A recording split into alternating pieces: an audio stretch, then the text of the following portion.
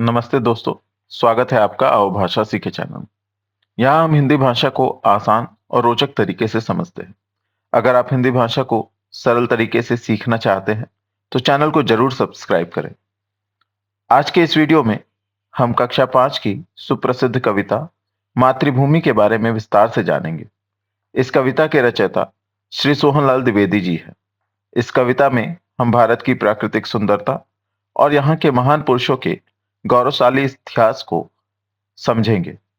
तो चलिए शुरू करते हैं। तो हमारा पहला अनुच्छेद है। ऊंचा खड़ा हिमालय आकाश चूमता है, नीचे पखर पग तल नित सिंधु झूमता है।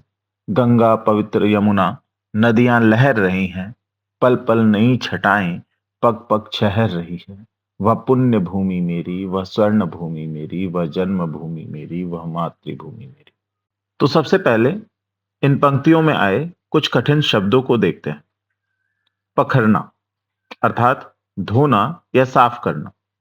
पग तल पैरों के नीचे का हिस्सा, हाँ इसे हम तलवा भी कहते हैं। नित हमेशा या प्रतिदिन। सिंधु सागर या समुद्र। छटा सुंदरता या मनोरम दृश्य। ठहरना बिखरना या फैलना। पुण्य भूमि पवित्र और पावन भूमि। हमारी मातृभूमि को पुण्य भूमि या पावन भूमि इसलिए कहा गया है क्योंकि हमारे देश के पूर्वजों ने, हमारे ऋषि मुनियों ने अपने सत्कार्यों से हमारी मिट्टी को पवित्र कर दिया है। स्वर्ण भूमि सोने जैसी समृद्ध और मूल्यवान भूमि। भारत की मिट्टी बहुत ही उपजाऊ मानी जाती है। इसके अतिरिक्त यहाँ पर भिन्न भिन्न प्रकार के खनिज पाए जाते हैं। इसी वजह से हमारे देश की मिट्टी को सोने जैसा बहुमूल्य समझा जाता है। आइए इन पंक्तियों के भावार्थ को भी देखते हैं। इन पंक्तियों में कवि भारत की भौगोलिक सुंदरता का वर्णन करते हैं। वे कहते हैं, भारत देश के उत्तर दिशा की ओर विशाल हिमालय पर्वत स्थित है, जिसकी ऊंचाई को देखकर लगता है कि वह आकाश को छू रहा है, तथा उसके पैरों तले समुद्र है, जो सेवक की तरह, एक दास की तरह उसके चरणों को प्रतिदिन धोता रहता है। यहाँ गंगा यमुना जैसी नदियां बहती हैं, जो इस देश को धन धान्य से पूर्ण रखती है। इनकी शोभा बड़ी अनोखी है तथा लहरें लोगों का ध्यान आकर्षित करती रहती है। हमारे पूर्वजों के सत्कार्यों और ऋषि मुनियों के तप हवन ने हमारे देश की मिट्टी को पुण्य कर दिया है। कवि ने हमारे देश की मिट्टी को स्वर्ण भूमि भी कहा है। हमारे देश की मिट्टी बेहद उपजाऊ मानी जाती है। यहाँ पर भिन्न भिन्न प्रकार के फसलें होती हैं। इसके अतिरिक्त हमारा देश भिन्न भिन्न तरह के खनिज पदार्थों से भरा हुआ है। इसी कारण हमारे देश की मिट्टी को स्वर्ण भूमि माना जाता है। झरने अनेक झरते जिसकी पहाड़ियों में चिड़ियां चहक रही हैं, हो मस्त झाड़ियों में अमराइयां घनी हैं, कोयल पुकारती है, बहती मलय पवन है, तन मन संवारती है। वह धर्म भूमि मेरी, वह जन्म भूमि मेरी, वह मातृभूमि मेरी। चलिए अब इन पंक्तियों के कुछ कठिन शब्दों को भी देखते हैं। अमराइयां आम के घने बगीचे। मलय पवन मलय पर्वत की ओर से बहने वाली पवन। मलय पर्वत दक्षिण दिशा की ओर स्थित एक पर्वत है, जहां पर चंदन के पेड़ों की बहुलता है। इसी कारण मलय पवन से होकर बहने वाली हवा बेहद शीतल और सुगंधित होती है। संवारना सजाना या निखारना। धर्म भूमि जहां धर्म और नीतियों का पालन होता रहा है। कर्म भूमि जहां पुरुषार्थ और कर्म को प्रधानता दी जाती है। चलिए अब इन पंक्तियों की व्याख्या भी देख लेते हैं। कवि सोहनलाल द्विवेदी ने इन पंक्तियों में भारत की प्राकृतिक सुंदरता का वर्णन किया है। भारत भूमि का सौंदर्य अलौकिक है।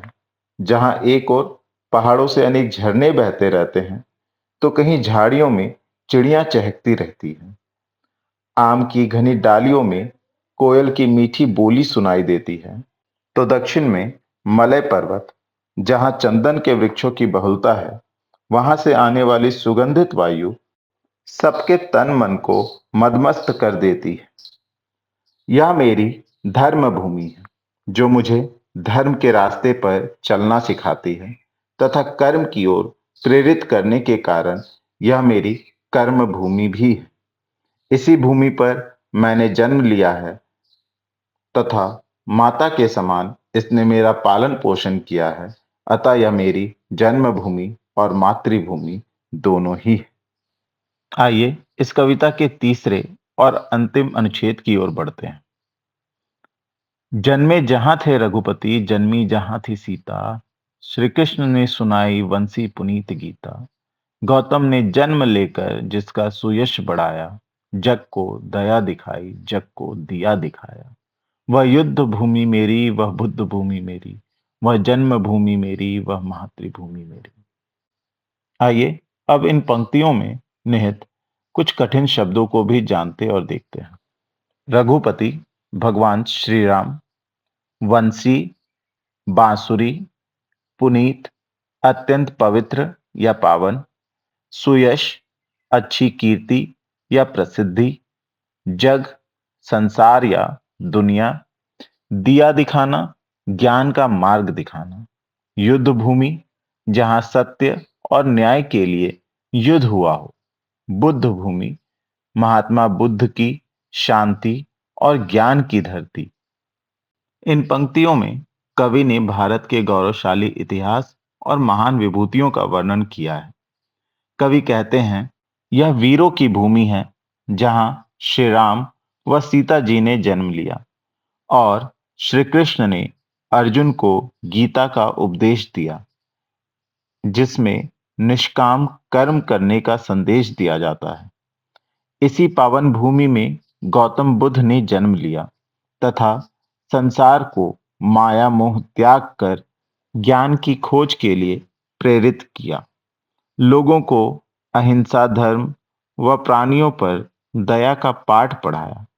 उन्होंने जो ज्ञान का दीपक जलाया, उसका प्रकाश हमारे देश के साथ पूरे विश्व को प्रकाशित कर रहा है। कवि ने भारत भूमि को युद्ध भूमि माना है।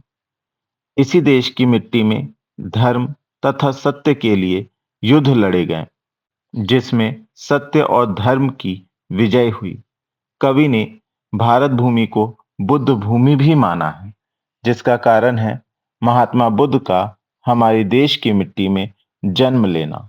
इसी मिट्टी में जन्म लेकर महात्मा बुद्ध ज्ञान, सत्य और अहिंसा के मार्ग पर चलने के लिए प्रेरित किया। तो दोस्तों, यह थी कविता मातृभूमि की व्याख्या। आशा है कि आपको यह वीडियो पसंद आया होगा। अगर आपके कोई सवाल हैं तो कमेंट बॉक्स में ज़रूर पूछें। इस वीडियो को लाइक करें और हमारे चैनल को सब्सक्राइब करना ना भूलें, ताकि आप ऐसे ही शैक्षिक वीडियो देख सकें। धन्यवाद।